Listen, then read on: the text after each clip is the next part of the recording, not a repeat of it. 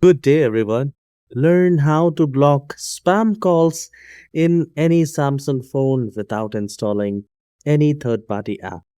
So, to do that, we need to go to the phone app which has the dial section. So, we will go to this phone app. You can find it in your mobile phone, and once you find the phone app, click on that and then go to top right corner.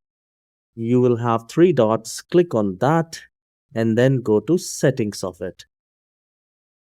Once you're here, you will find many options. Since it's a Samsung Galaxy Ultra phone, it has more options, but in Samsung, most of us will have these options. So here we have this caller ID and spam protection.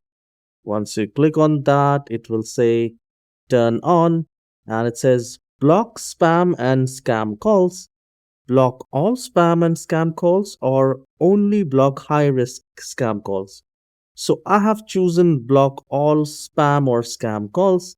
If you wish, you can select the second one, but I prefer the first one. So once you're done, click back and you're good to go.